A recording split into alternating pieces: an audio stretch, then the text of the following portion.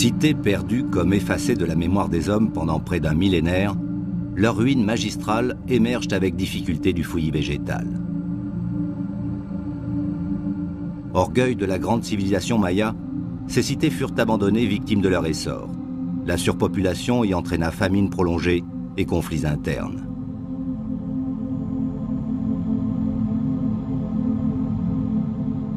Il n'y a pas de mystère maya. Cette civilisation s'est éteinte comme d'autres pour n'avoir pas su gérer son patrimoine naturel.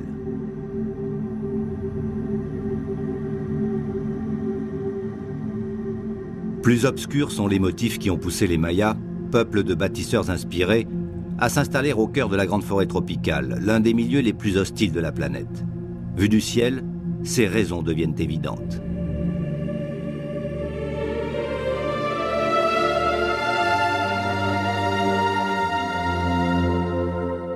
Dans les basses terres d'Amérique centrale, l'eau se manifeste sous les formes les plus variées.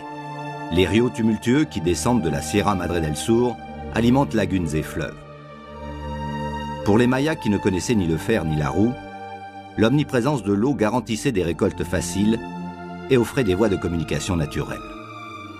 Le Chiapas, dans le sud du Mexique, était donc un endroit idéal. En fait, comme 90% des communautés humaines, les Mayas s'étaient fixés malgré les difficultés, là où la vie pouvait se développer, auprès de l'eau douce.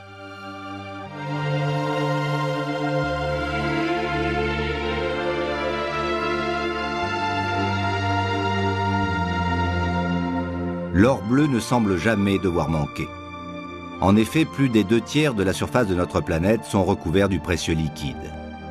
Mais 97% de celui-ci est salé, donc impropre à notre consommation.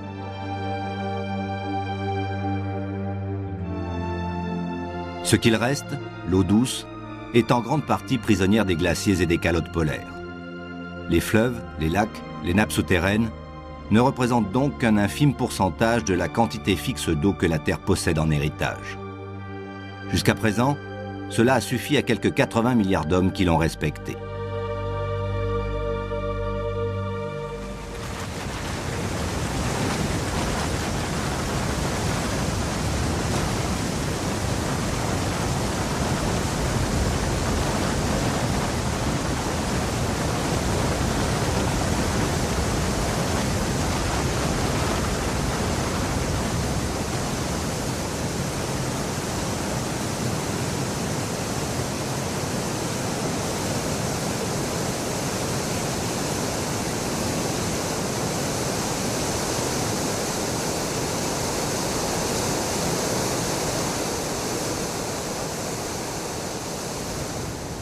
Agua Azul, certainement un des spectacles d'eau les plus réussis sur Terre. Agua Azul en espagnol, l'eau bleue, c'est selon la légende le jardin aquatique des Mayas, ou plus exactement le jardin secret de Chac, le dieu de la pluie. Il faut dire que les Mayas n'avaient de cesse de le solliciter, soit pour réclamer la pluie, soit au contraire pour lui demander de baisser le niveau des eaux. On est dans l'état du Chiapas, au cœur du berceau de cette civilisation fascinante, en plein cœur du Mexique. Bonsoir. Ushuaïa Nature dorénavant a décidé de mettre ses moyens et son expérience, plus encore qu'avant, au service de la découverte et de la compréhension de la nature dans ce qu'elle a de plus rare et de plus exceptionnel.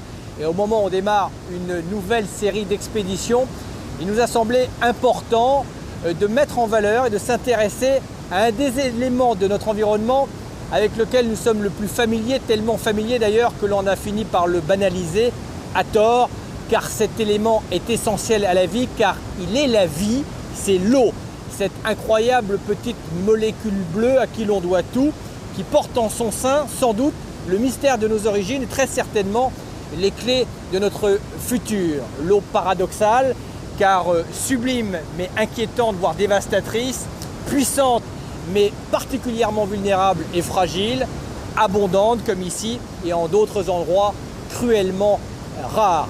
Pour cet hymne à l'eau, nous allons commencer par un itinéraire aquatique ici au Mexique, au fil de la rivière Chumula, avec laquelle nous allons disparaître sous terre.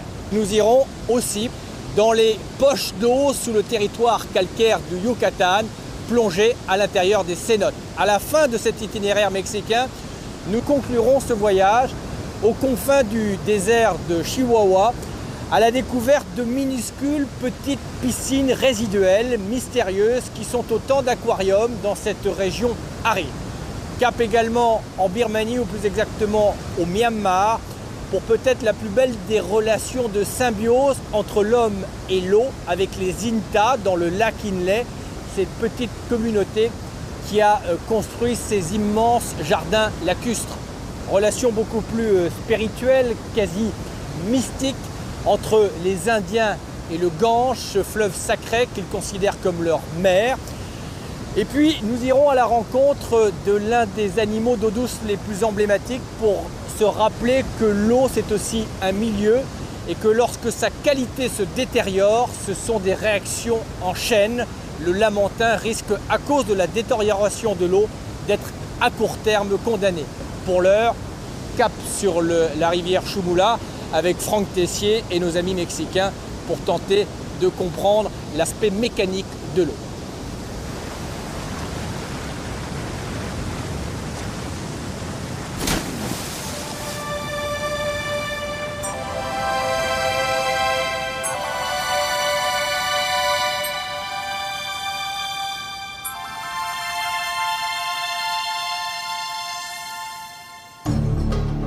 Pour aller à la rencontre de l'eau douce, Nicolas Hulot a demandé à un scientifique de terrain de l'accompagner. Deux Indiens du Chiapas, spécialistes du rafting sur la rivière, vont leur servir de guide.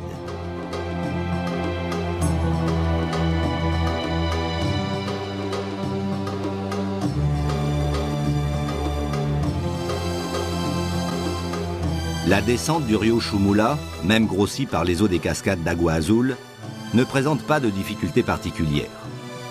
C'est plutôt un voyage initiatique sur l'une des plus belles rivières du monde. Allez. Oh putain, on va rester. Oh putain. Hop là.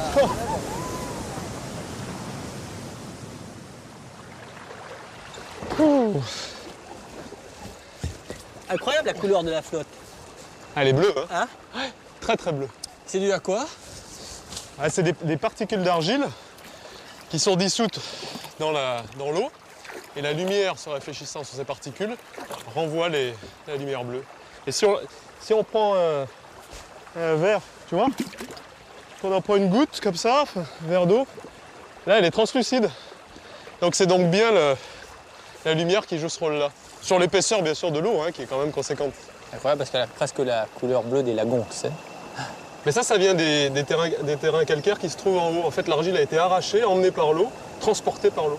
Franck Tessier est spécialiste des sciences de la vie et des sciences de la terre. Ce sont deux domaines de compétences qui sont importants quand on s'intéresse à l'eau, car ça concerne les deux disciplines. En même temps, tu fais beaucoup de spéléologie à titre personnel, mais en même temps, tu enseignes à tes étudiants le parcours de l'eau souterrain, comme on pourra le voir sur la rivière Chumula. Il faut dire qu'on a tendance à banaliser l'eau, alors que, comme les anciens le disaient, l'eau est le principe de toute chose. On l'a en nous, on l'a autour de nous, et si nous sommes, nous, les hommes, et l'ensemble des êtres vivants, dans un tel état de dépendance par rapport à l'eau, c'est sans doute un héritage de la vie qui est née dans les océans. D'ailleurs, le plasma en est une illustration, car c'est sans doute un vestige de l'océan primitif dont il a l'exacte constitution.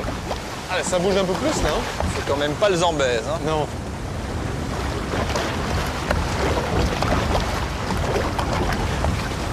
Allez.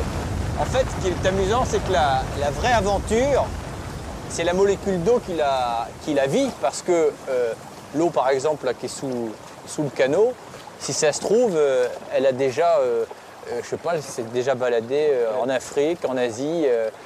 C'est incroyable, parce que le cycle de l'eau, c'est quelque chose qu'on ne soupçonne pas et qui... Oui, c'est à la fois quelque chose de très simple et de très complexe. Bon, c'est un cycle, donc c'est quelque chose qui se renouvelle en permanence. Si on prend un point de départ qui est l'océan, qui représente la plus grande surface d'évaporation, donc sous l'effet du soleil, toute cette vapeur d'eau monte en altitude, va ensuite se refroidir au fur et à mesure qu'elle monte en altitude, se condenser en quelque sorte et former ces nuages qu'on connaît bien, qui vont donner lieu à des précipitations. Et puis, on peut avoir deux solutions, où on obtient des précipitations sur les continents ou sur les océans, ou alors cette petite molécule d'eau, sous forme de nuage, elle va voyager pendant plusieurs milliers de kilomètres éventuellement, se retrouver au niveau des pôles, au niveau des calottes polaires, et être là emprisonné dans la glace pendant 10 000 ans, 11 000 ans. À l'inverse, elle peut rejoindre le sol et selon sa porosité ou sa perméabilité, soit elle reste en surface, soit elle commence une autre aventure qui est l'aventure souterraine. Oui, soit elle ruisselle, comme ici, comme la rivière Shumula, à la surface de notre planète, ou alors elle va s'infiltrer, notamment dans les terrains calcaires, elle va créer des petites fissures, des petits passages, et former donc des réseaux souterrains, et puis parfois des poches, qui sont des réserves d'eau potentielles. D'ailleurs, ce travail admirable et extraordinaire de l'eau, les anciens, eux, l'avaient bien compris. C'est pour ça que beaucoup divinisaient l'eau et les fleuves. Et aujourd'hui, c'est plus rare, à l'exception peut-être du Gange. La précoce disparition de la civilisation maya au Xe siècle de notre ère a laissé l'environnement aquatique du Chiapas dans son état initial.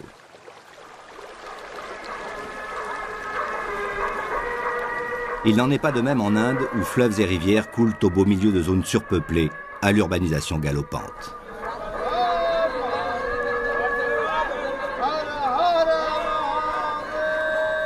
Miraculeux et infernal, le Gange, l'un des plus longs cours d'eau de la planète, porte en lui le pire et le meilleur. La mythologie hindoue a beau expliquer qu'il s'agit de la chevelure de Shiva descendue sur terre, blanche et pure comme le lait, il est difficile pour le profane de voir dans le fleuve autre chose qu'un immense réservoir de bactéries en quantité phénoménale. Pourtant, les principaux dieux de l'hindouisme s'étaient penchés sur le berceau de ce fleuve, né dans les contreforts de l'Himalaya. Là, selon la légende, la tumultueuse déesse Ganga prit la forme de ces eaux encore belles et transparentes. Le Gange est ainsi devenu pour toujours le garant de la purification de l'âme. Plus d'1 milliard d'individus respectent le fleuve Ganga, envoyé pour leur bonheur par Brahma, Shiva et Vishnu. À 7 extrémistes, sadhus modérés, intouchables, notables, hommes, femmes, enfants profitent de l'eau sacrée censée les libérer du monde de la réincarnation le jour de leur mort. Tous les 12 ans, à la faveur d'une position astrale bénéfique, on célèbre la Kumbh Mela à Hardwar, première grande cité traversée par le Gange. Le 14 mars 1998, 1,5 million d'hindous, toutes castes confondues, étaient au rendez-vous suprême du Grand Bain.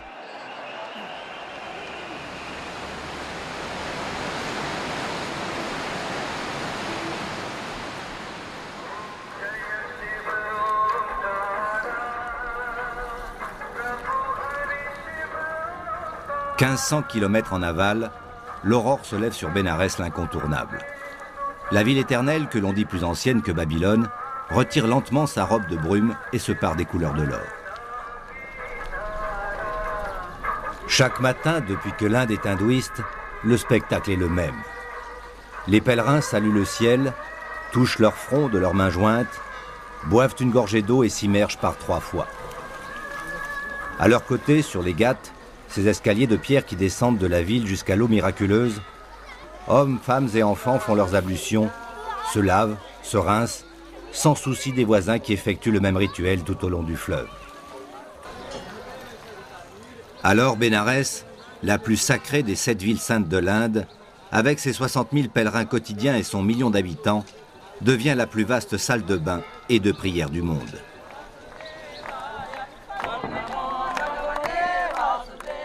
Tout entière bâtie sur la rive gauche du Gange, Bénarès, aussi appelée Varanasi, compte une 60aine de ghats sur 6 km. Certains sont réservés à des tâches exclusives comme celui des blanchisseurs.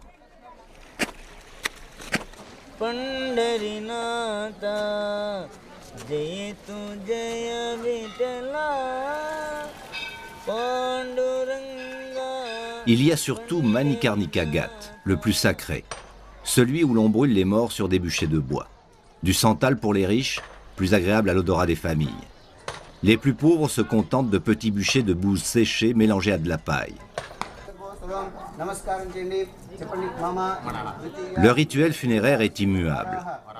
La famille se réunit autour d'un brahmane et récite les paroles sacrées qui préparent les cendres du regretté à l'ultime voyage.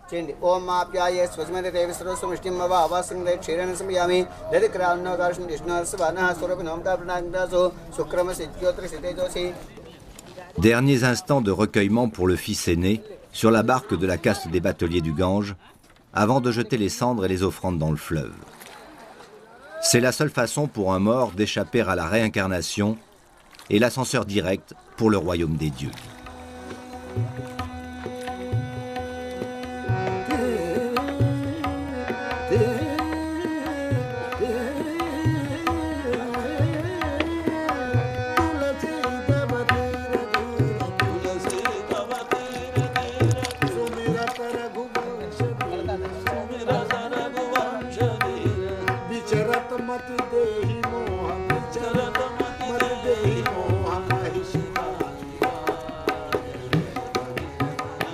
Au début du siècle, la femme du défunt se serait immolée sur le même bûcher pour le rejoindre.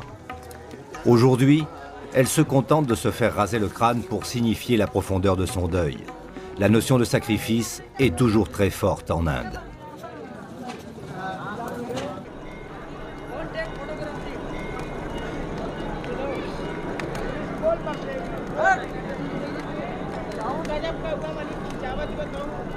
La nuit ne calme en rien l'activité des Ghats, où hymne à la mort et à la vie se confondent. Ils sont des milliers au bord des marches de pierre pour la cérémonie de l'Arti. L'offrande de la flamme au fleuve remercie Shiva du bon déroulement de la journée écoulée. Plus loin, sur Manikarnika Ghat, les bûchers n'en finissent pas de crépiter.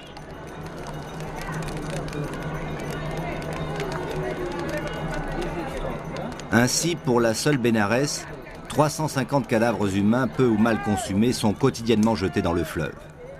Sans compter les dépouilles des enfants, des sadhus, des lépreux, qui n'ont pas droit à la crémation, ni les 1500 tonnes d'animaux domestiques et de bétail qui sont confiés en l'état au fil du courant sacré. Le pouvoir purificateur du Gange n'est vraiment plus qu'une vue de l'esprit. Victime de son succès religieux et d'une considérable pollution industrielle, le fleuve pourrit lentement. L'équipe d'Uswaya Nature va tenter de rencontrer un homme exceptionnel qui veut rendre sa transparence aux eaux du géant corrompu. Cet homme, Veer Basha Mishra, grand brahman de Bénarès et éminent scientifique, y consacre désormais sa vie.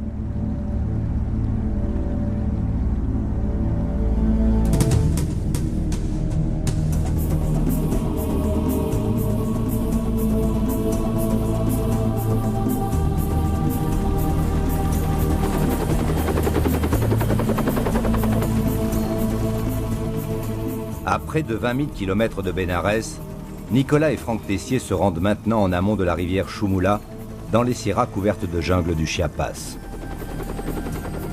Le phénomène du Niño a durement frappé le Mexique. Ici, il n'a pas plu depuis plusieurs mois et seul un filet d'eau coule au fond du canyon.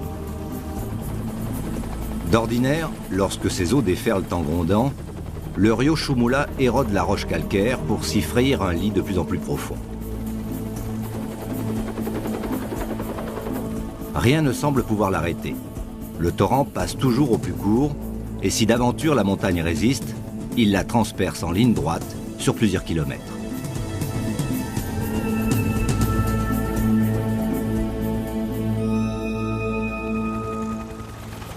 Guy Moxon et Stéphane Girard, les spéléologues d'Uswaya Nature, ont aménagé une ancienne parcelle de jungle brûlée par les paysans mexicains pour recevoir l'hélicoptère de l'expédition.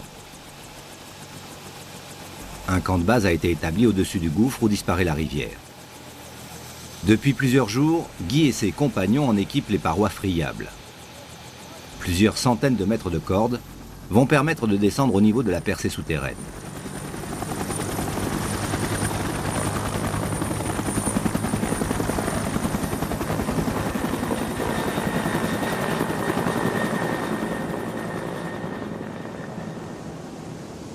Donc vous avez fait un travail d'équipement solide, celle-là.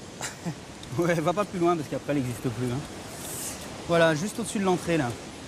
Bon, là on a peu d'eau, ce qui fait qu'elle est à sec. Mais habituellement, on a une rivière qui sort du premier étage. Ça c'est dingue. Et qui coule en cascade sur le pont du deuxième étage. Le pont sous lequel coule la rivière du Shumula. D'accord, donc le collecteur du fond servait de collecteur pour deux rivières. Voilà.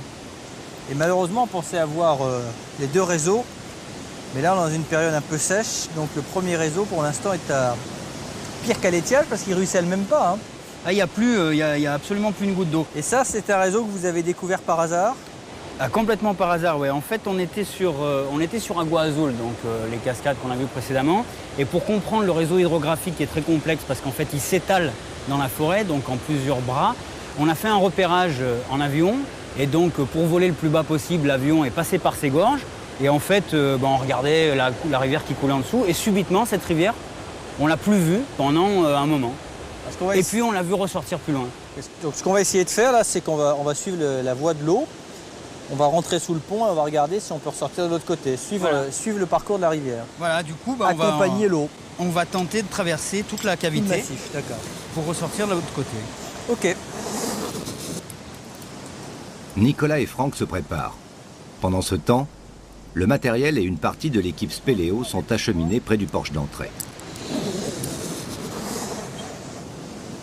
Trans-Choumoula Express, c'est parti. Le Trans-Choumoula Express, un moyen de transport rapide qui consiste à se laisser treuiller sur un filin de 9 mm de diamètre au-dessus de 100 mètres de vide.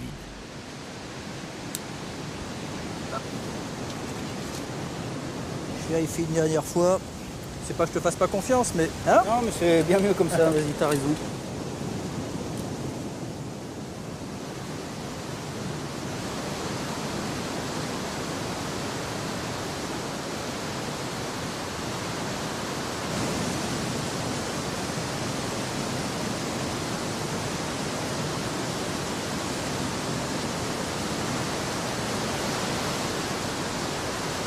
Stéphane pour Nicolas, tu m'entends?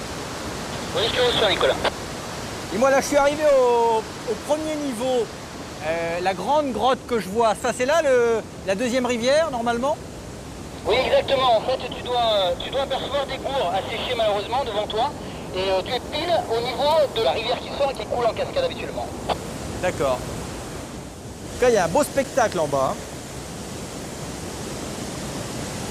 Et c'est là où tu vas.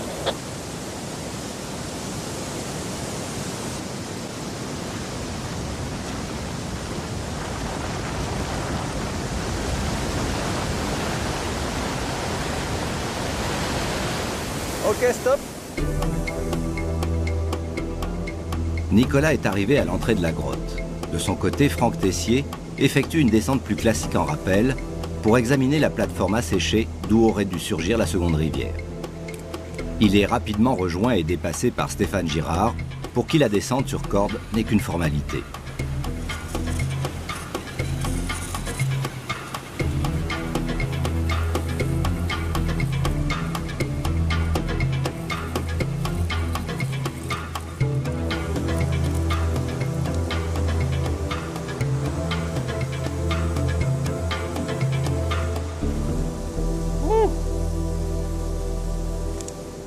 Cette descente, fantastique, extraordinaire. T'as vu le... Il y a combien de mètres? Là, il y a 40 mètres là. Ah ouais, il y a 40 mètres, mais dans le vide. Hein. Ah ouais, 40 plein vide depuis là. Ah ouais, vraiment Et extraordinaire. encore 20 mètres en dessous là.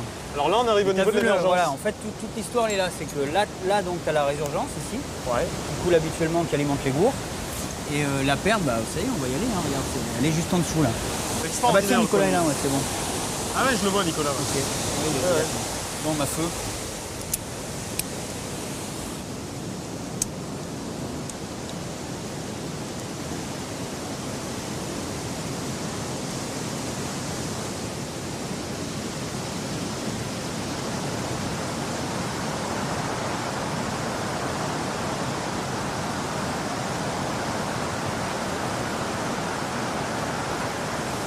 Travaille la flotte là. Hein. Ouais.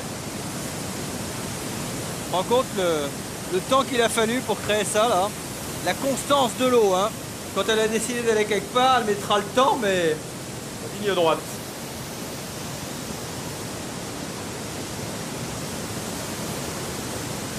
Ah, il y a quand même des blocs énormes là, qui se sont effondrés. D'ailleurs là, on peut imaginer qu'il y avait une arche encore il y a peu de temps. Voilà. Et que ça, c'est peut-être les vestiges de l'arche. Hein.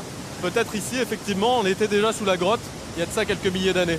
Ce qui veut dire que si cette dégradation se continue, il serait logique que dans plusieurs milliers d'années, ce canyon soit à l'air libre sur tout son trajet. Voilà, on aura un véritable canyon et non plus une partie souterraine. D'accord. Ce qui est insensé, c'est que en apparence, l'eau comme ça a un aspect inoffensif, Et on s'aperçoit que les matériaux les plus résistants lui succombent parce que ça soit le minéral ou même le fer ou le métal, Tout à fait. tout finit par y passer. Alors imagine que là, par exemple, elle transporte ne serait-ce que les molécules d'eau qui la constituent, qui vont agresser continuellement la roche, accompagnées d'un certain nombre de projectiles en mouvement, des graviers, des sables, et puis parfois même des énormes blocs comme ceux-ci, déplacés avec vigueur lorsqu'il y a des crues. Alors, c'est sans compter avec le rôle chimique de l'eau, qui est lié à la pluie, qui va récupérer le gaz carbonique qui se trouve dans l'atmosphère, le dissoudre dans les eaux en mouvement, et ce gaz carbonique va se transformer en acide carbonique et attaquer le carbonate de calcium qui constitue le composant essentiel des roches calcaires, ce qui va permettre donc de contribuer à créer ces formes complètement exceptionnelles. L'eau est capable de déchiqueter tous les reliefs. Elle est continuellement en action et je crois que c'est l'un des plus beaux sculpteurs de paysages. Ah, regarde cet énorme tronc d'arbre coincé dans la voûte. Ça montre là la force et la puissance de l'eau. Ah oui, parce que là, il y a bien 40 mètres entre le... Ah oui, et puis même, elle doit monter de plusieurs dizaines de mètres jusqu'au premier porche qu'on avait atteint tout à l'heure. Toutes les grottes abritant de mystérieuses rivières étaient vénérées par les Mayas. Peut-être voyaient-ils là la demeure de Tchak, le dieu de l'eau. À notre époque, les hommes qui ont conservé un rapport spirituel avec l'élément liquide sont parfois confrontés à un étrange paradoxe. Comment avoir foi dans les vertus purificatrices d'un fleuve quand celui-ci n'est plus qu'un vaste bouillon de culture? Le Gange à Bénarès en est le symbole. Son grand prêtre, Veer Bacha Mishra, a déclaré la guerre aux démons qui empoisonnent le fleuve sacré. Je souffre. De toute ma vie, je ne pourrai jamais quitter le Gange. J'irai tous les jours prendre le bain sacré, quelles qu'en soient les conséquences. Et pourtant, ma formation scientifique me dit que l'eau du Gange n'est plus la même. Il y a des microbes et de la pollution, mais tant de beauté. Il existe comme une bataille à laquelle est assujetti mon cœur, et je souffre de jour en jour. Heureusement, cette souffrance a donné naissance à l'action la plus importante de ma vie, la Swachha Ganga Campaign, la campagne de nettoyage du Gange.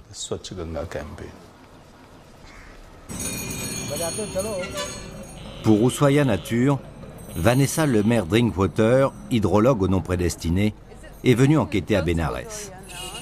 Accompagnée de l'assistant de Mishra, elle fait une évaluation de la pollution de la ville et du fleuve. Surpopulation, insuffisance, inefficacité et inadéquation des moyens, pollution chimique ou organique, tout concourt à faire du fleuve sacré un immense cloaque.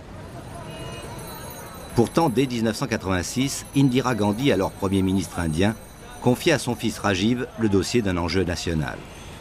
Millions de dollars et peine perdue.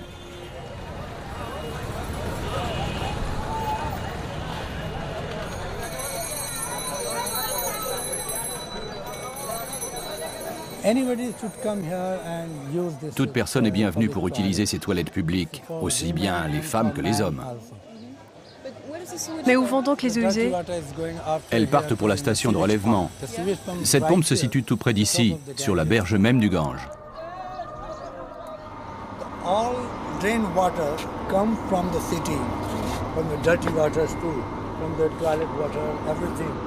Toutes les eaux des égouts viennent de la ville. Tu vois cette marée noire? Mais les gens se baignent? Oui, ils se baignent. Sous la plateforme, il y a une vanne. Pendant la nuit, elle reste ouverte.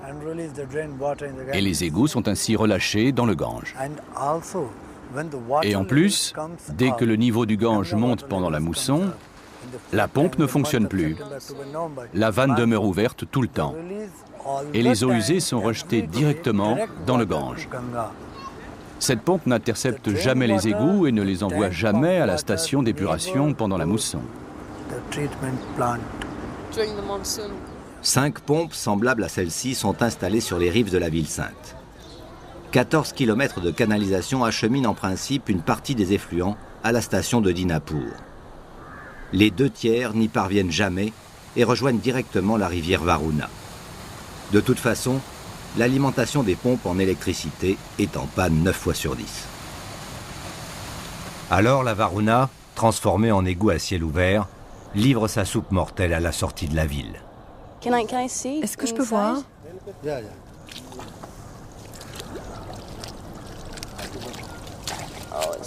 Oh my God. Oh. Red worms everywhere. Il y a des vers partout.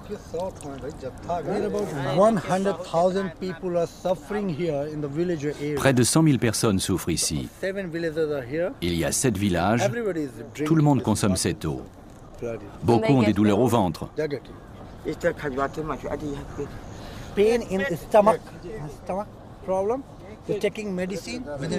L'assistant de Mishra confirme les pires craintes de Vanessa Drinkwater. L'absence de médicaments fait que les personnes atteintes de graves troubles gastriques meurent au bout de 2 ou 3 jours. Ont-ils d'autres solutions que de boire le poison qui les ronge? Même les puits des villages qui bordent le fleuve sont eux aussi contaminés.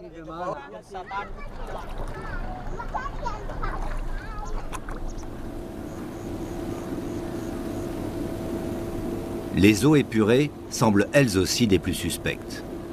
Vanessa veut en avoir le cœur net et se rend à la sortie de la station de Dinapur, en aval de la ville. Effroyable. Est-ce que je peux prendre un échantillon?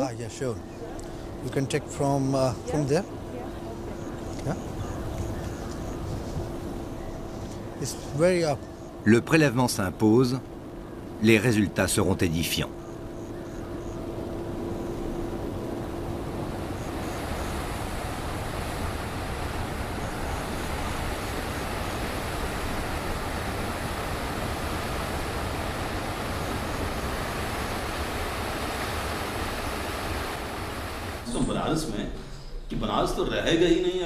Grand prêtre et scientifique, Mishra use de son aura pour sensibiliser la jeune génération. L'école est l'endroit privilégié pour expliquer et faire passer les messages et tenter de modifier les comportements. Il espère que les jeunes transmettront ce qu'ils ont appris dans leur entourage. Se rendre sur les Ghats est la meilleure leçon de choses.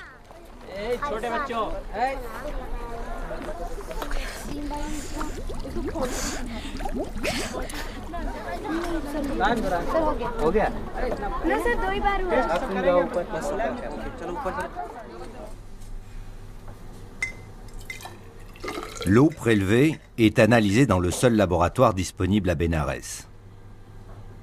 Les résultats de ces analyses bactériologiques pratiquées chaque jour révèlent facilement pourquoi les innombrables consommateurs de l'eau du Gange souffrent et meurent de dysenterie, amibiase ou choléra, pour ne citer que les affections les plus classiques. Notre projet est scientifiquement réalisable. Il consiste à poser une canalisation tout le long des Ghats pour intercepter et capter les égouts, puis de les diriger par gravité loin de la ville. Et puis, comme nous avons une série de lagunes à Sota, sur une vaste étendue de sable dans un bras mort du Gange, là, des bassins d'oxydation pourront être construits, avec au bout un bassin piscicole. Les eaux épurées sortiront dénuées de bactéries et la qualité de l'eau sera supérieure à celle que reçoit la ville actuellement.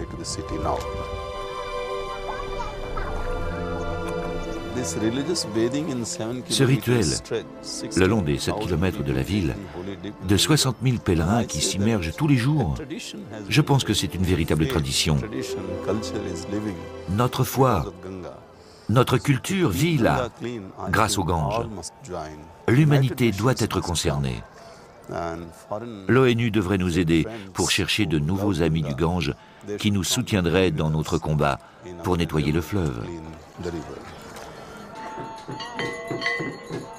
30 millions de personnes, dont 20 millions d'enfants, meurent chaque année dans le monde des suites de l'absorption ou du simple contact avec de l'eau douce polluée.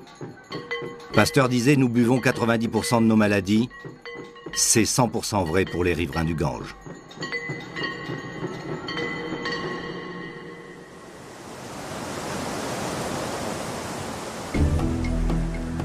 On n'en est pas encore là dans ce coin perdu du Chiapas. Et pourtant, les mauvaises surprises sont à venir.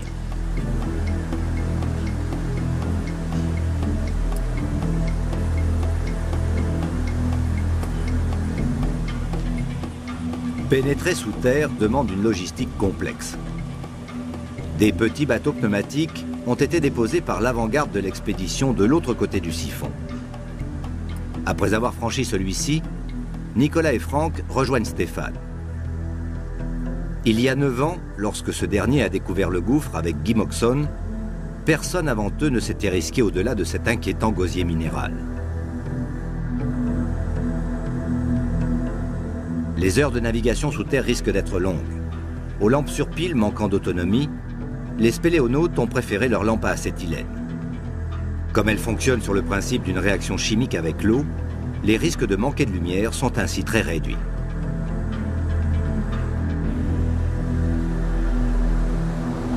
Ok Steph?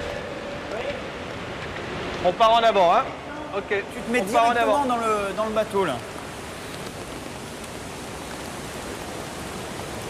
Tu t'arrêtes pas avant l'eau, hein, tu descends directement dans le bateau. Hop! Raté!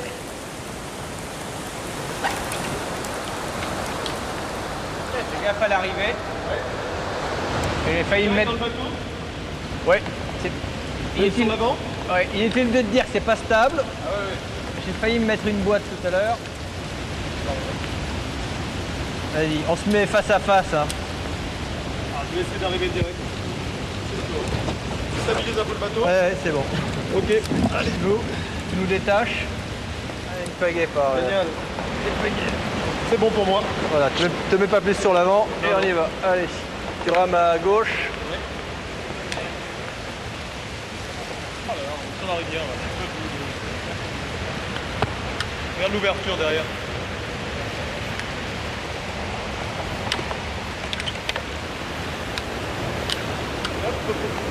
C'est bon. Allez.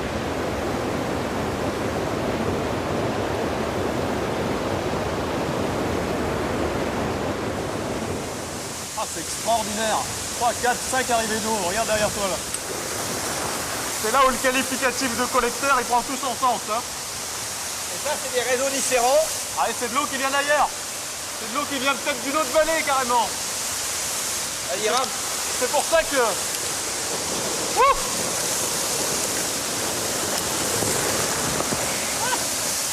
Attention, il y en a une autre, derrière toi.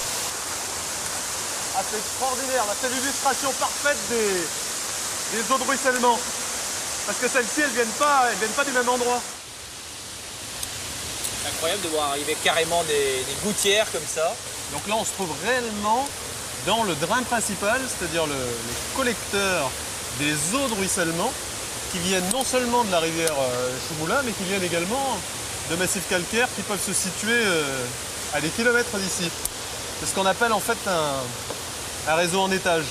Il y a donc des circulations d'eau dans les réseaux supérieurs et tout vient converger ici. Il est là. Ouais. Ah, il y a quand même des petites... Il y a une vie souterraine hein, quand même.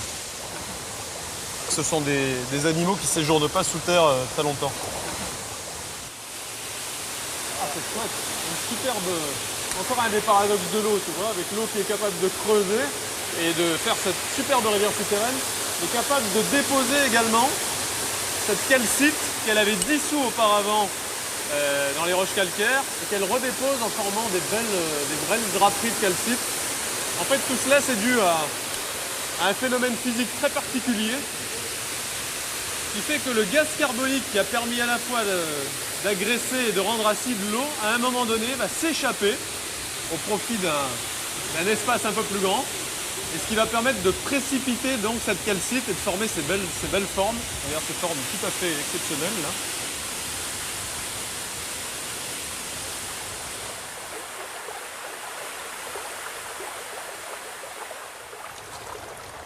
On va quand même s'arrêter 30 secondes là parce que voilà ce que notre civilisation va laisser en legs ou en souvenir aux archéologues des prochains siècles ou des prochains millénaires. Les Mayas nous ont laissé ces magnifiques temples et nous, voilà. Et ça, c'est pour la pollution la plus visuelle, mais c'est pas forcément d'ailleurs la plus dangereuse. La seule chose, c'est que celle-là, elle va nous survivre pendant un temps infini. J'ai l'impression qu'on voit le jour là-bas. Bon. Ouais, juste après là. Ouais, c'est ça. Il y a la lumière qui arrive. Ah ouais, je vois la On a lumière. traversé la montagne là. C'est quand même assez sympa. C'est une véritable percée hydrogéologique. On voit bien que le canyon est en train de s'agrandir et peut-être encore quelques siècles ou quelques milliers d'années et l'eau aura eu raison de cette montagne. Ça va pas tarder à s'effondrer ici. De toutes les relations que les hommes entretiennent avec l'eau et en particulier avec l'eau douce, je pense que la relation la plus harmonieuse qui existe, en tout cas qu'on ait rencontrée, c'est celle des Inta qui vivent au lac Kinley dans le nord de la Birmanie, qu'on appelle maintenant le Myanmar. Un peu à l'inverse du reste de l'humanité qui a une relation un peu désinvolte, c'est le moins qu'on puisse dire avec cette ressource. Les Inta, eux, entretiennent une relation quasi quotidienne dans la mesure où toute leur société est construite autour et au-dessus de l'eau avec notamment ces magnifiques jardins suspendus qui flottent à la surface de l'eau.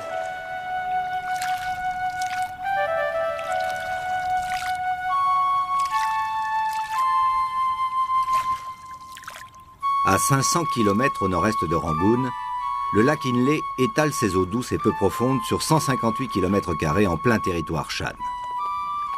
Ses habitants actuels, les Inta, sont les descendants d'une peuplade du sud du pays, déplacée au XIIe siècle dans cette région par l'un des rois de la dynastie de Pagan. Lassés des persécutions et des conflits incessants, les Inta choisiront finalement de s'installer au beau milieu du lac Inle. 80 000 âmes vivent aujourd'hui posées sur l'eau, dans une symbiose apparemment sans faille avec l'élément liquide. L'architecture des villages sur pilotis symbolise l'organisation du monde.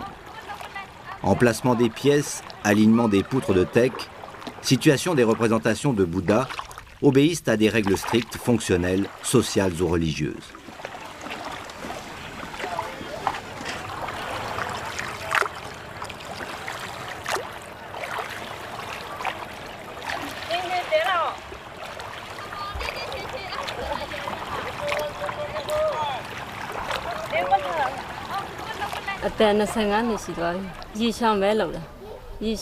Je suis née dans le village de Kela.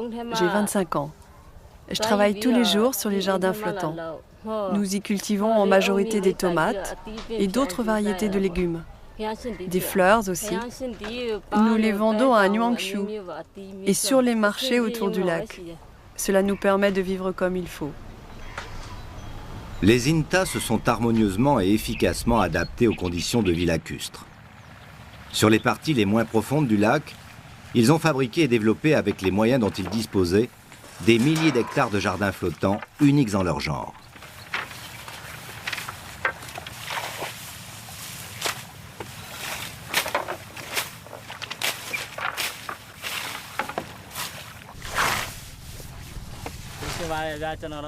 La première chose à faire pour nous, c'est de scier des longues bandes de jacinthe. Ici, ce n'est pas cela qui manque. Elles surnagent en tas sur les bords du lac. Après, on peut travailler dessus.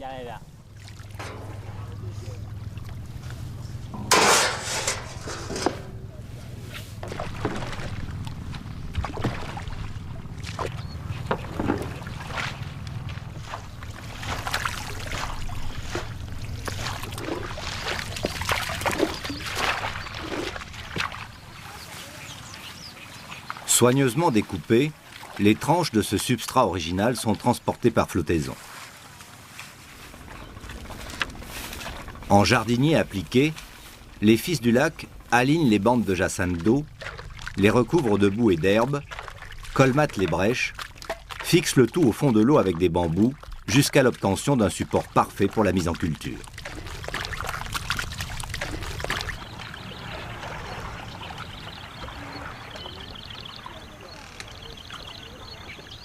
La culture sur ces îlots s'est particulièrement développée au XIXe siècle avec la prolifération galopante des jacinthes d'eau. Un envahisseur qui a bien failli asphyxier définitivement le lac. Aujourd'hui, les Inta veillent à ne pas tuer la poule aux œufs d'or et limitent l'extension de leurs venises agricoles pour les mêmes raisons.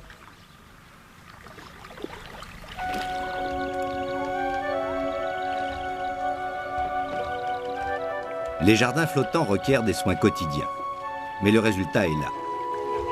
Au rythme des saisons, ils récoltent oignons, tomates, aubergines, piments, concombres, courges, haricots et une grande variété de fleurs leur tombent dans les mains.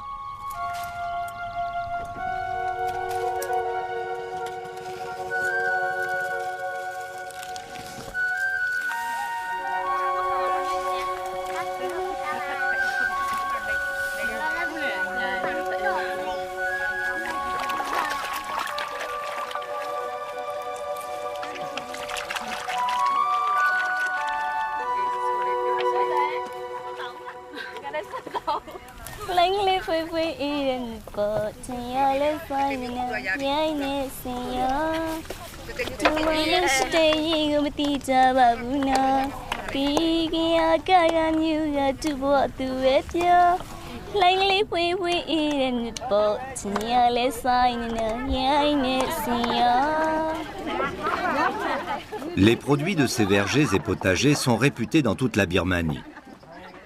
Chaque jour, ils sont vendus au cœur des villages lacustres ou sur les bords du lac.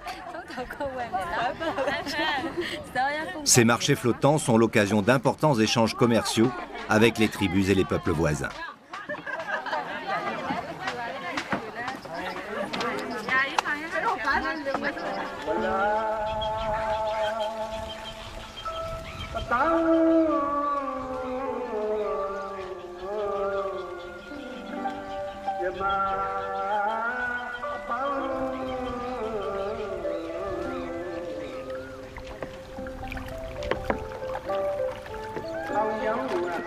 Le lac Inle rayonne aussi par son pouvoir mystique séculaire. Hindouistes à l'origine, les Intas se sont convertis à Bouddha au fil des siècles. De nombreux temples sur pilotis, érigés sur le lac, sont l'objet d'une ferveur religieuse inébranlable. Les événements marquant le Nouvel An bouddhique et la fête de l'eau sont le moment choisi pour la prise de la robe safran des jeunes bonzes. Tout bouddhiste se doit d'appartenir un temps à l'ordre monastique. Les garçons se libèrent de cette obligation entre 8 et 12 ans au cours de la cérémonie du Shinbuyu.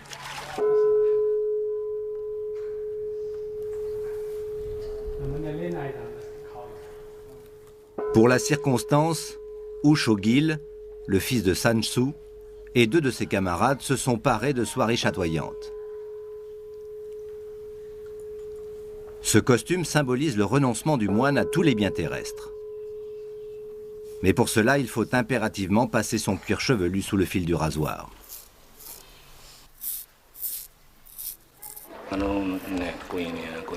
Quand un jeune garçon devient novice, s'il a des cheveux, il va vouloir être beau, se coiffer, toujours se regarder dans le miroir.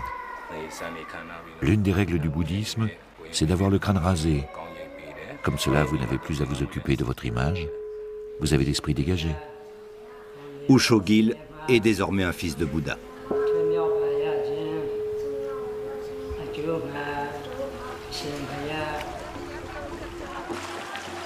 Pour célébrer la pagode aux 5 Bouddhas d'or construite au milieu du lac au XIIe siècle, les Intas organisent chaque mois d'octobre d'importantes festivités. Alors, le vaste plan d'eau ne se contente plus de nourrir son peuple, il devient un espace ludique où se disputent d'incroyables régates de pirogues à propulsion unijambiste.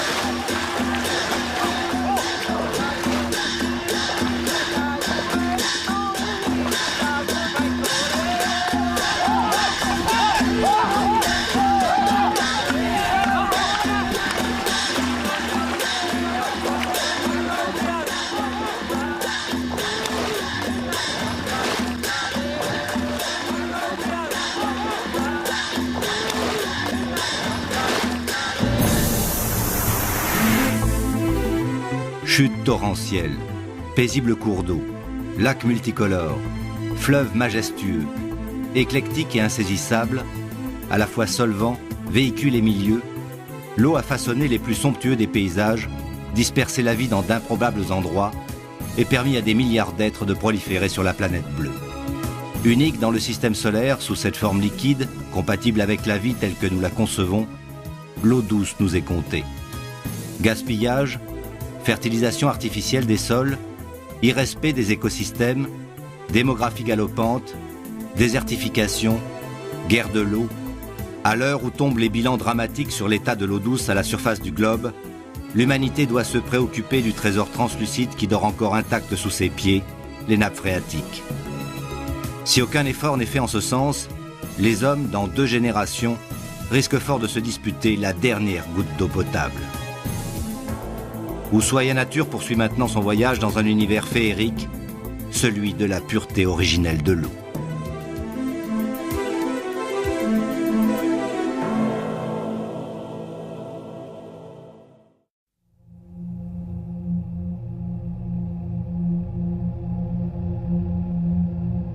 Les Mayas avaient le don particulier de s'installer dans des zones inhospitalières.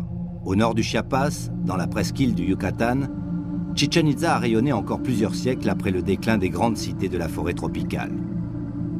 Pourtant, dans cette région semi-désertique, aucune rivière ne coule en surface, aucun lac ne reflète les rayons du soleil brûlant. Les cours d'eau circulent ici sous l'immense plateforme calcaire. Chichén Itzá avait été bâti à proximité d'un immense puits naturel de 60 mètres de diamètre, communiquant avec cet incroyable réseau hydrographique souterrain, les cénotes. Des centaines de puits identiques à celui-ci perforent le plateau du Yucatan. Réserve d'eau de la cité, il tenait aussi un rôle plus sinistre. Des dizaines de squelettes humains y furent découverts. Lors de cérémonies sacrificielles, les prêtres mayas jetaient des femmes et des enfants dans le puits. Si les victimes parvenaient à survivre, elles devenaient les messagers des dieux.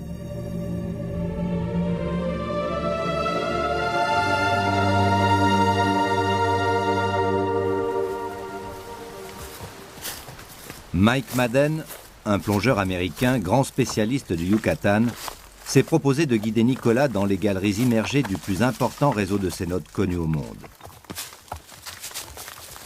Hydrobiologiste mexicaine, Elba Escobar va profiter de cette plongée pour effectuer des prélèvements. Mike, quand est-ce que vous avez commencé à explorer les cénotes? Nous avons commencé il y a une douzaine d'années, vers 1985-86. Vous aviez une idée à l'époque de tout ce que vous alliez découvrir sous terre? Je n'en avais pas la moindre idée.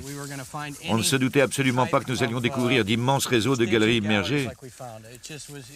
Mais à l'époque, on allait de surprise en surprise à chaque plongée. À combien vous estimez la taille du réseau? Ce n'est qu'une grotte parmi la trentaine ou quarantaine qui se trouve dans la région. Mais c'est la plus grande, elle fait 70 km. C'était comment la première fois? Ah, la première fois dans cette grotte, c'était fantastique. Nous posions des kilomètres et des kilomètres de fil d'Ariane. Il ne nous en restait plus et tout d'un coup, on a vu le tunnel juste devant nous. Ah, c'était fantastique. C'est comme si vous aviez découvert un trésor, non? Oui, je crois que la meilleure comparaison qu'on peut faire, c'est que je me sens comme le premier homme à avoir atteint un sommet jusque-là invaincu. On arrive en haut de la montagne, c'est un moment d'immense exaltation. Et c'est ce qu'on ressent quand on plonge dans des grottes souterraines. Sauf que là, la découverte est sans limite. On ne cesse d'atteindre des sommets.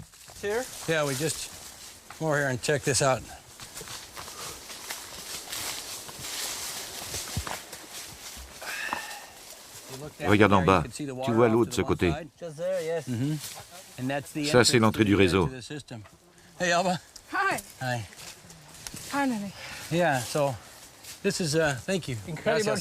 C'est incroyable d'imaginer qu'on peut parcourir 70 km sous terre à partir d'ici.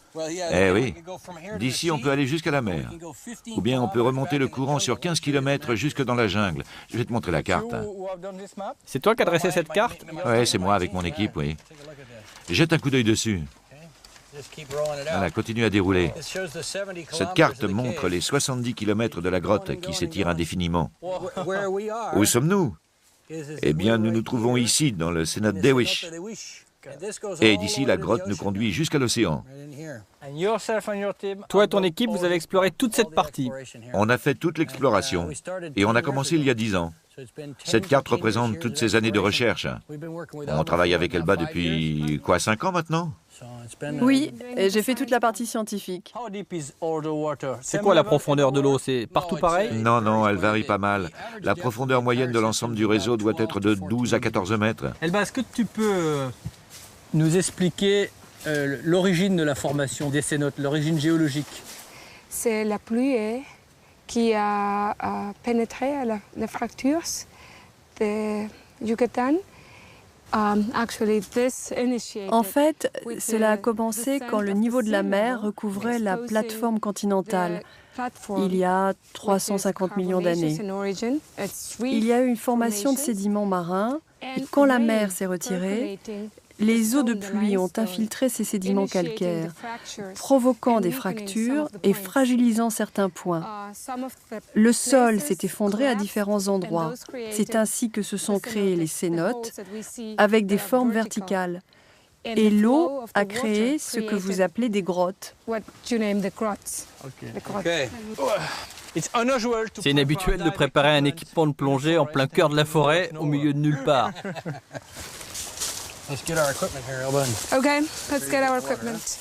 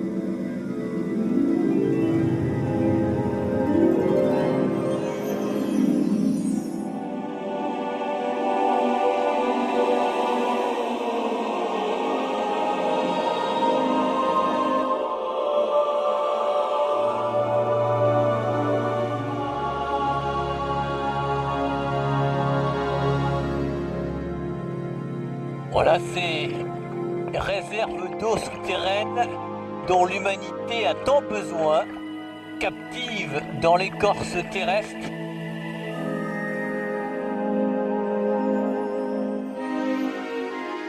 Le spectacle de l'eau à l'état pur, comme si la nature avait édifié cette cathédrale immergée pour célébrer le plus précieux des éléments, l'eau qui, rappelons-le, fut notre premier miroir, et ce n'est sans doute pas un hasard si l'homme peut y lire son propre reflet et sans aucun doute les lignes de son propre destin.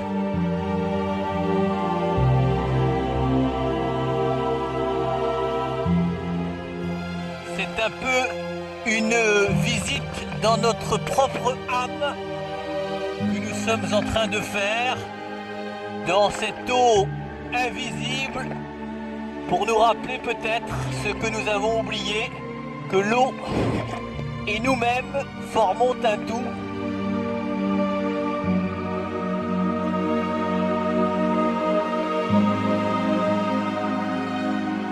Et cette visite dans les cénotes symbolise cette unité oubliée.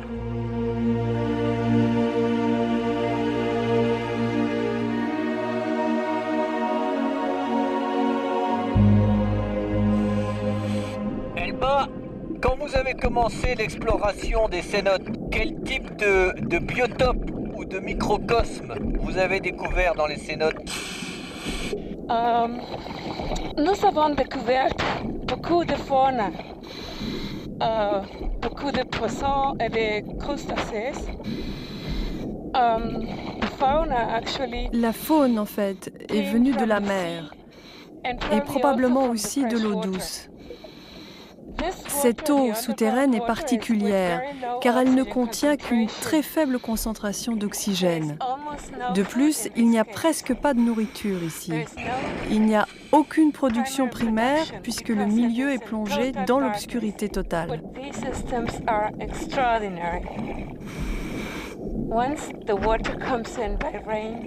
Mais ces systèmes sont extraordinaires. L'eau de pluie s'y infiltre, apportant tous les nutriments qui vont permettre aux animaux de survivre. La chaîne alimentaire commence ici, avec les bactéries.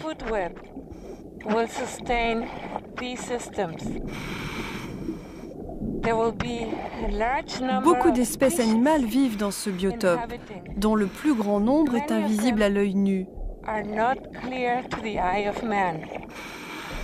Ce sont des organismes de petite taille, mais abondants et endémiques, bien sûr. Est-ce que la pollution de surface peut atteindre et dégrader les cénotes? En fait, oui. La pollution du monde extérieur peut contaminer ce milieu très facilement, car son équilibre est très fragile. Je transporte avec moi une sonde Hydrolab. Je veux savoir à quoi ressemble la qualité de l'eau dans les cénotes.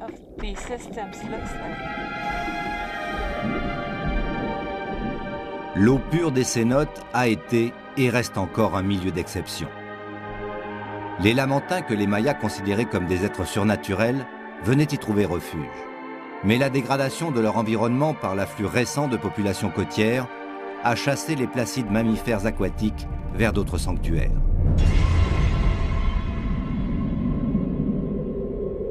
Une équipe de plongeurs d'Ushuaia Nature les a retrouvés au sud de la Floride.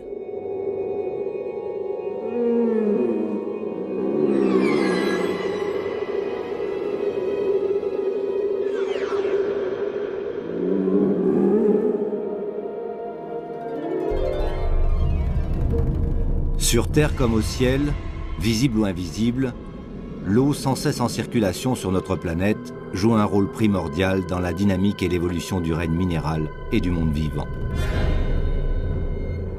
Unique et multiple, puissante ou paisible, l'eau en tant que milieu est surtout devenue fragile. Il suffit de presque rien pour bouleverser son équilibre et réduire à néant ce que la nature a mis des millions d'années à patiemment construire.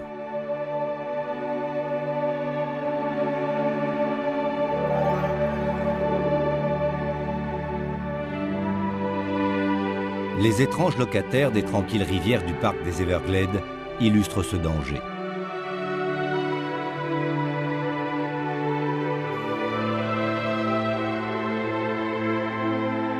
Hippopotames, éléphants sans pattes ni trompe, ou morses sans défense.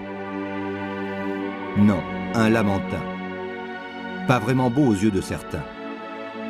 On a même parfois du mal à croire vivant cet inoffensif mammifère, tant ses déplacements sont lents et mesurés.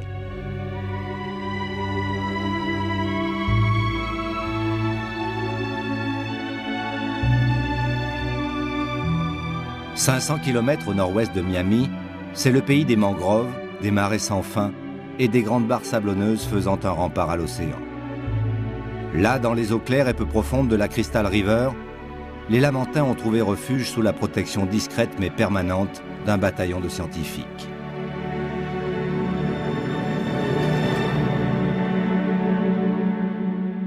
Dans cette région touristique où les marinas de luxe et les infrastructures routières fleurissent en quantité, les rangers biologistes ont toutes les peines du monde à faire respecter leurs protégés. Ce ne sont pas les moyens qui leur manquent. En avion, en bateau ou en hélicoptère, ils épient le moindre manquement aux règles draconiennes instaurées sur le parc naturel. Et les peines sont lourdes. Toute personne violant une loi de protection de ces mammifères s'expose à des amendes de 100 000 $ et des peines allant jusqu'à 1 an de prison. En Floride, on ne badine pas avec un animal symbole dont la frimousse sourit sur les plaques minéralogiques de certains comtés.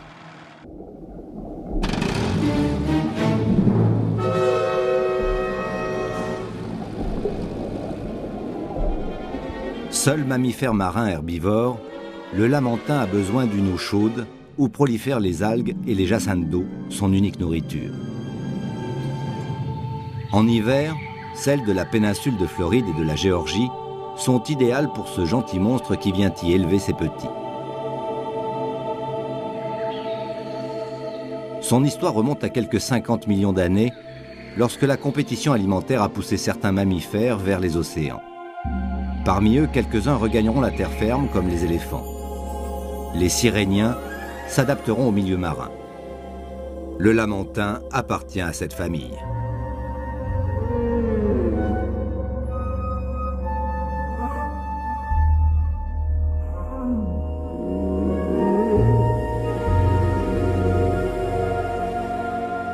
La légende veut que les marins de Christophe Colomb, en apercevant pour la première fois ces animaux à mamelles, les aient pris pour de redoutables sirènes. Manque de femmes sans doute, et abus de rhum sûrement.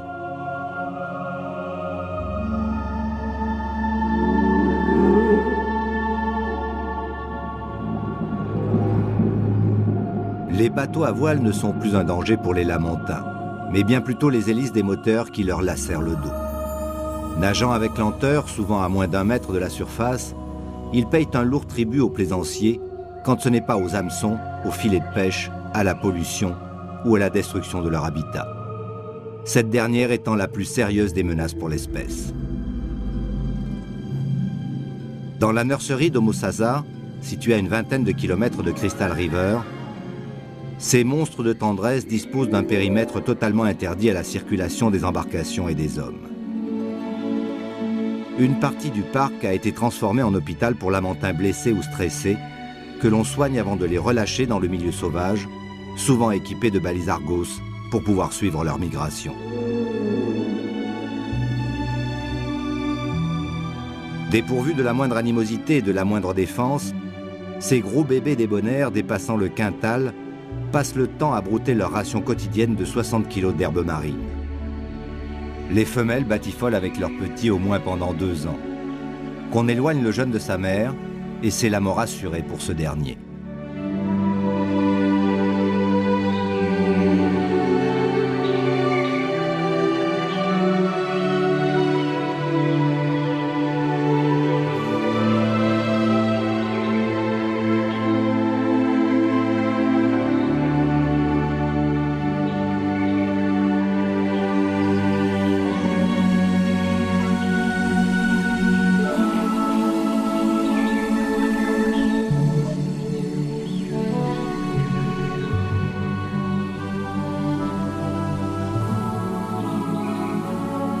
Toutes les 2 ou 3 minutes, les lamantins remontent à la surface pour respirer l'air à plein naseau.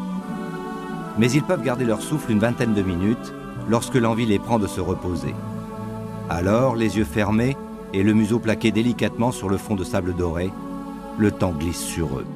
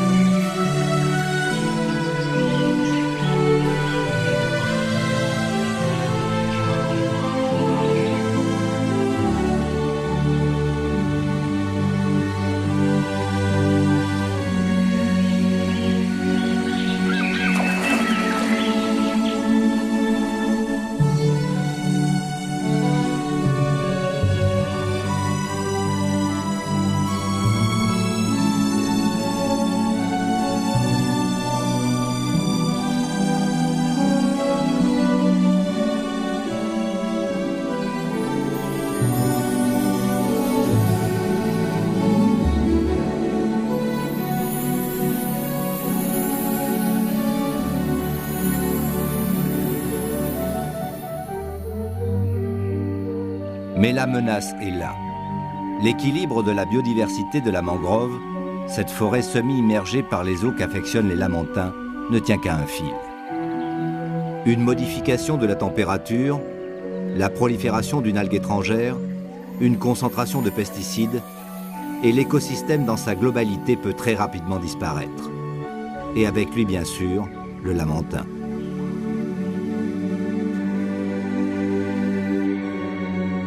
Pour l'instant, les enfants chéris de la Floride sont fidèles chaque hiver au rendez-vous de la Crystal River. Encore faut-il que ces lents voyageurs reviennent intacts de leur long périple estival près des côtes de Caroline du Sud et de Louisiane. Dans le cas contraire, il faudra dire adieu au chant des sirènes.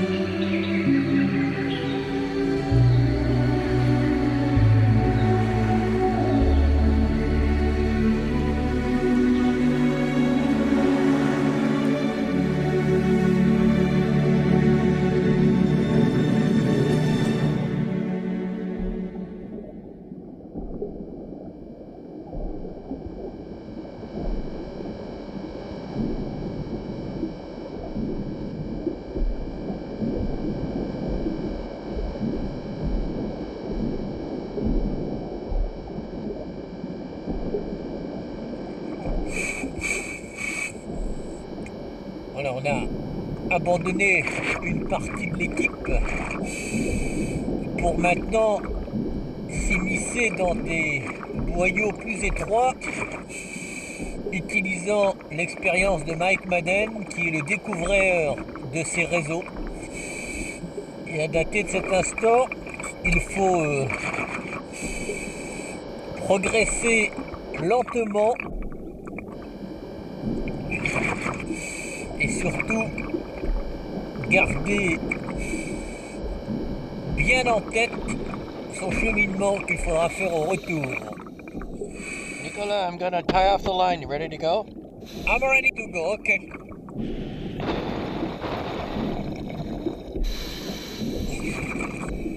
Mike Madden va dérouler un fil guide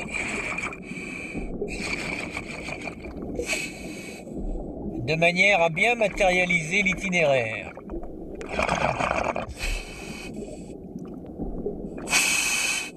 Il y a à peu près 1 mètre entre le plafond et le sol. Il faut essayer de garder les palmes les plus légères possibles pour ne pas soulever les dépôts de sédiments.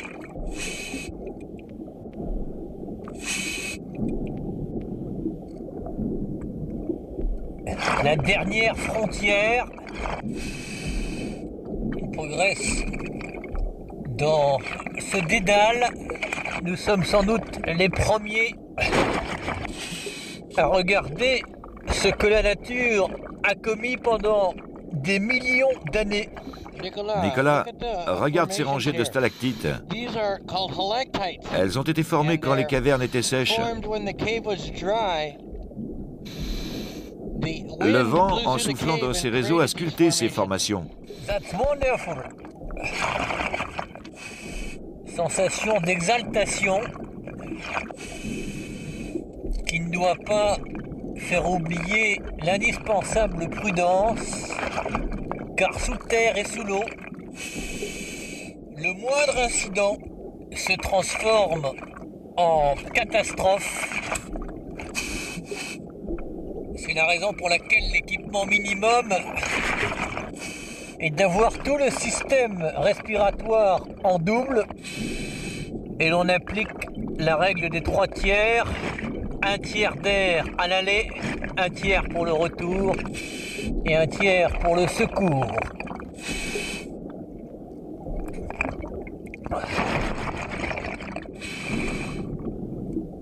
Ce qui est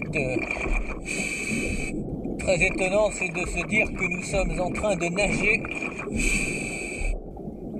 sous le sol du Yucatan, et ces poches d'eau, l'eau des Mayas, illustrent ces précieuses ressources et réserves d'eau potable que l'humanité possède pour son avenir et que malheureusement elle a trop souvent tendance, sans s'en rendre compte parfois, à détériorer. Belles racines. On peut voir comment les arbres de la jungle boivent l'eau des grottes. Voilà comment la végétation vient puiser toutes les ressources minérales dont elle a besoin et tous les éléments nutritifs dissous dans l'eau qui manquent cruellement en surface, tout simplement parce que dans ces zones où le soleil frappe si fort, on a le sentiment que l'eau, pour échapper à l'évaporation, vient se réfugier dans les sous-sols.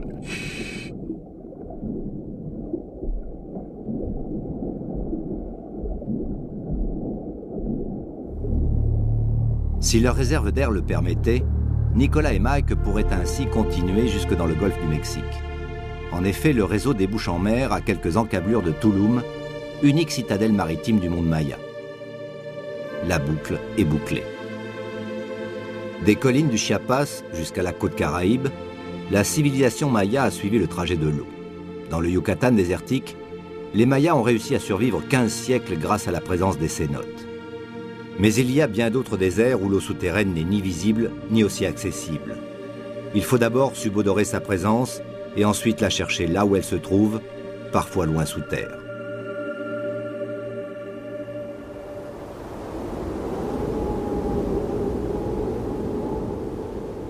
Lors de la distribution initiale des 1400 milliards de litres d'eau sur la planète, le désert de Sandy Git, dans le nord-ouest australien, semble bel et bien avoir été oublié.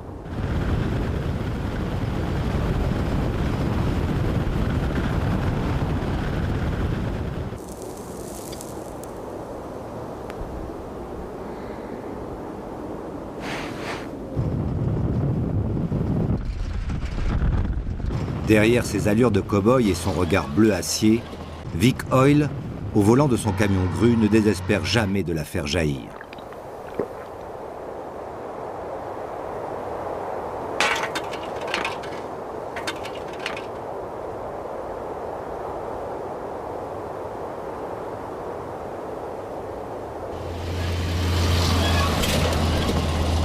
Water in the northwest is a very precious item. L'eau dans le nord de l'Australie est une chose très difficile à trouver. Il n'y a pas beaucoup de gens qui font ce travail très particulier. Ils doivent être très patients pour attendre que j'arrive creuser leur puits. Je travaille aussi bien pour les aborigènes que pour les Australiens blancs. Je crois que je suis la seule personne à aller au cœur du désert pour localiser les nappes d'eau, surtout pour les compagnies pétrolières.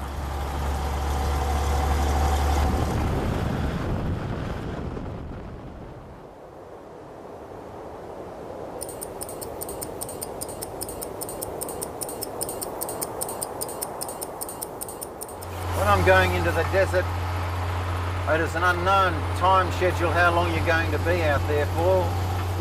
Quand je vais dans le désert, c'est toujours difficile de dire combien de temps ça va durer. On peut seulement faire des suppositions. Mais d'habitude, si vous pensez rester une semaine, comptez-en 2, parce qu'il y aura toujours des problèmes. Roues cassées ou des caméramans français qui se perdent. Sur ce paysage grandiose, quasi lunaire, coule un soleil de plomb. Dès son lever, la température monte. 40, 50, 53 à l'ombre. Mais il n'y a pas d'ombre. Après des centaines de kilomètres de pistes apocalyptiques, Vic Oil parvient à son rendez-vous. Un fermier pour qui l'eau, peut-être plus qu'ailleurs, est une liqueur de vie.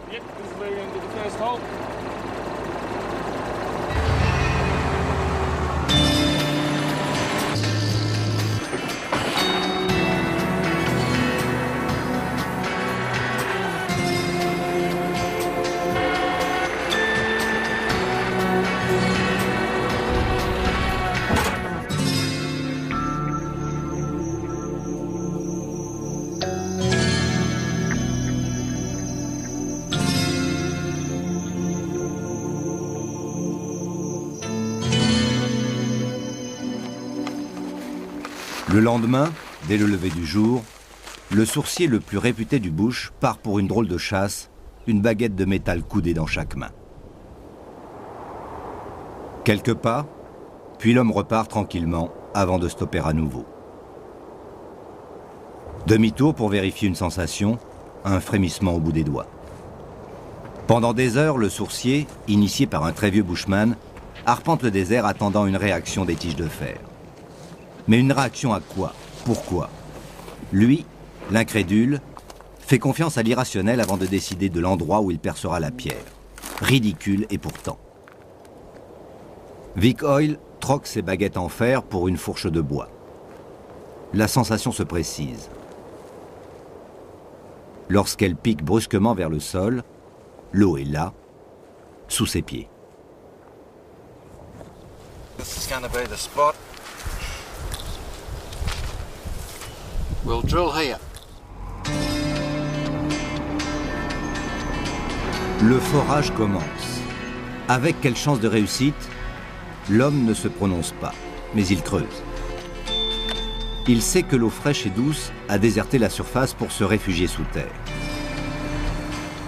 D'immenses nappes phréatiques fossiles ou rechargeables retiennent dans le ventre de la Terre quelques 9 milliards de litres d'eau. Un trésor, bien sûr, mais un trésor délicat loin d'être inépuisable. Pollué par des infiltrations venues de la surface ou asséché par des pompages excessifs, de nombreuses nappes souterraines risquent de devenir définitivement inexploitables ou pire encore, à jamais fantômes.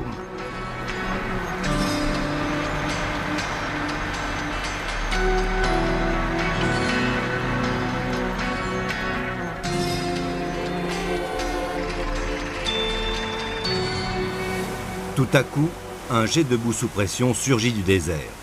C'est le signal que Vic attendait. La nappe d'eau ne doit plus être très loin. Le désert.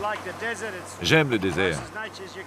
Il est difficile d'être plus au contact avec la nature. C'est beau et tranquille. Vous ne pouvez pas accélérer les choses. Vous devez être patient et savoir attendre. Enfin, je suis venu donner un coup de main à Vic pour 4 semaines. Et ça fait 3 ans et demi maintenant que j'y suis. Avec toutes les mouches. Parfois, c'est très difficile à supporter.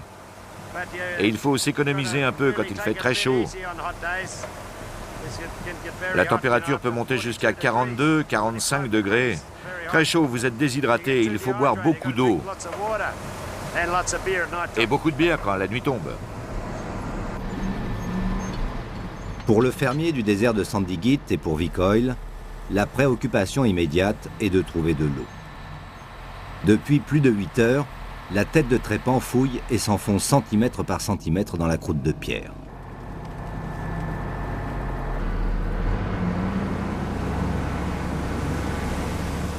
L'eau obéissante jaillit enfin des profondeurs. Dans quelques jours, les troupeaux viendront s'hydrater et mâcher goulûment les herbes nouvellement sorties de terre, jusqu'au tarissement de la source. Ici, la vie reprend ses droits. Vic Oil ses baguettes, son camion et la piste.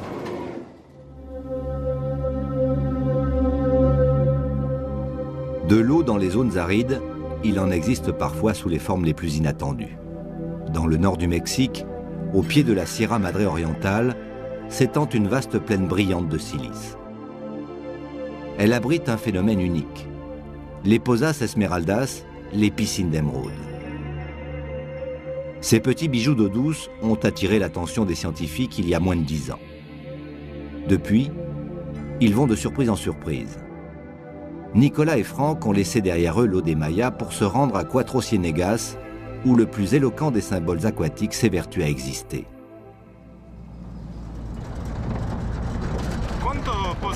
Combien de Pozas y a-t-il dans cet endroit? Oh, il y a plus de 80 piscines, lesquelles ont des caractéristiques très différentes, comme leur profondeur. Elles varient de 70 cm à 14 ou 17 mètres pour les plus profondes.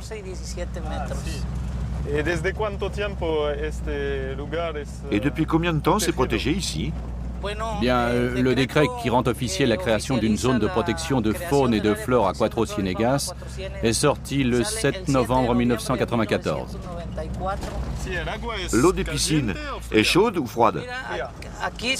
Ici, c'est un phénomène un peu spécial. Il y a 2 sortes d'eau, froide et chaude. L'eau froide, selon les scientifiques, c'est l'eau de pluie qui s'est infiltrée dans les parties hautes de la montagne et qui a rejoint la vallée. L'eau chaude est d'origine inconnue, mais une hypothèse dit qu'elle peut provenir de zones très profondes et émerger dans la vallée de Cuatro Ciénegas.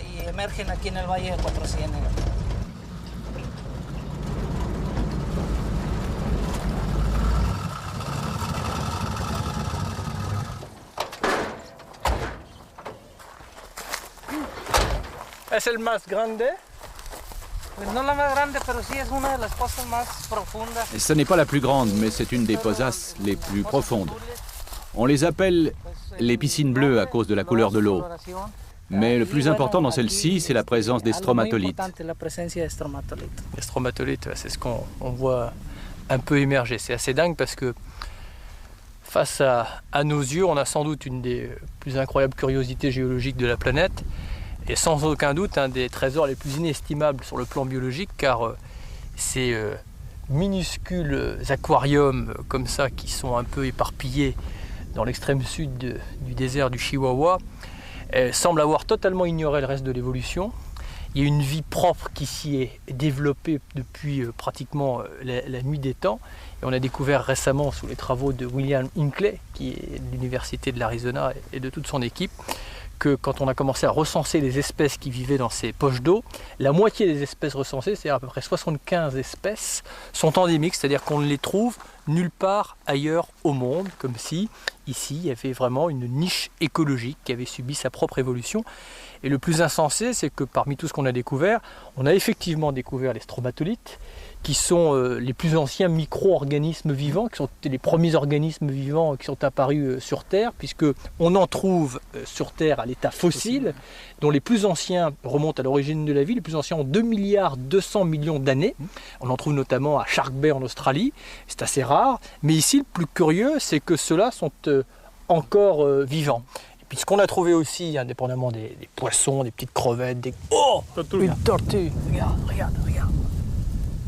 Ça alors. Indépendamment des poissons endémiques, il y a ces fameuses tortues. Demande-lui comment on les appelle ces tortues. Quel est le nom des tortues? Comment se llaman las tortugas que viven en la agua? Il existe ici deux espèces. La tortue bisagra, qui est une espèce endémique à cette zone, c'est une tortue boîte, la seule tortue boîte aquatique. Il y a ensuite la tortue pallone, qui elle ressemble aux dinosaures. Elle a une carapace molle, c'est la tortue blanche.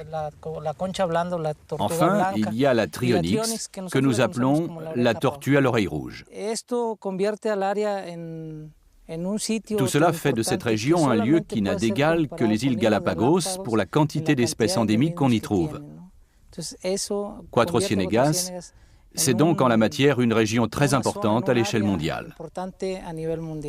Bon, on va, avec beaucoup de précautions, profiter de l'autorisation un peu exceptionnelle qui nous a été donnée de s'immiscer dans l'eau pour tenter avec la caméra de surprendre un peu la vie qui depuis des dizaines, des centaines de milliers d'années donc vit ici dans les Pozas mexicains.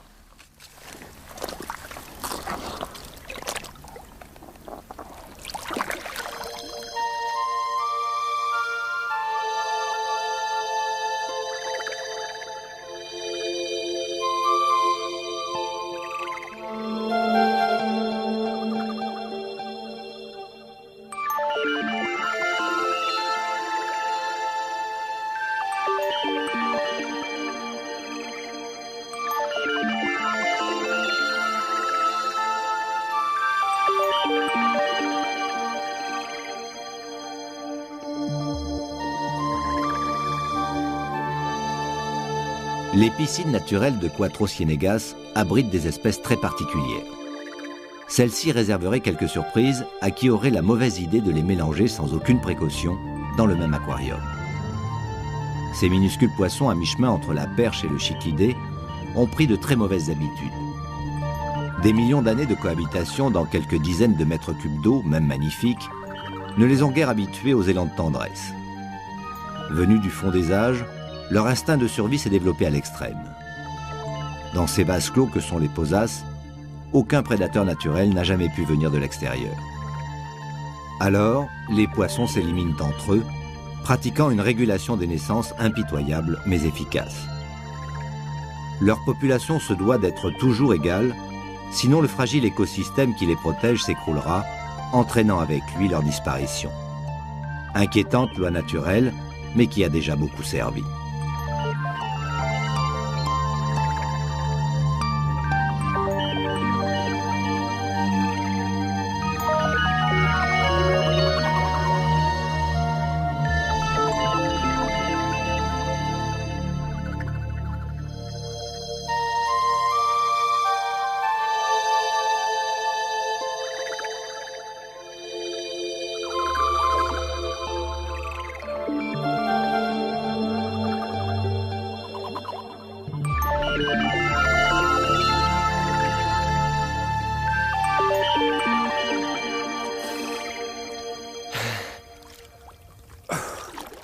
Écoute, c'est dingue parce que on a vraiment le sentiment, tu sais, de nager dans un océan miniature avec tout ce qui vit dans ces petites piscines reproduit à petite échelle. Il y a même ce qui s'apparente à du corail, c'est incroyable. Ce qui est très émouvant, c'est de se dire que depuis des milliers ou des centaines de milliers d'années, la vie s'est obstinée et entêtée à exister dans un lieu qui est quand même particulièrement hostile, sans jamais céder ou succomber à l'influence d'autres êtres vivants, c'est-à-dire que ces Pozas ont gardé leur propre identité. Il y a là une petite symbolique qui me plaît bien. Et puis surtout, définitivement, ces piscines illustrent parfaitement que l'eau c'est le vivant, définitivement. On voit bien que cette confrontation entre le désert et l'eau est très éloquente. Il faut juste souhaiter une chose, c'est que ces Pozas ne soient pas une projection un peu dramatique de ce qui pourrait se passer à l'échelle planétaire, avec l'avancement du désert, à mesure que l'eau se raréfie et la vie qui s'y concentre avec une densité telle que la compétition y devienne impitoyable, un peu à l'image de ces poissons carnivores que l'on voit se dévorer entre eux. Souhaitons que tout ça ne soit pas de mauvais augure. En tout cas, ce que j'espère, c'est que tous ces voyages au fil de l'eau, tous ces spectacles de l'eau, auront réveillé votre fibre aquatique et nos sentiments primitifs, que cet émerveillement provoqué suscitera ce respect dont nous sommes redevables au plus précieux des liquides. Bonsoir et merci.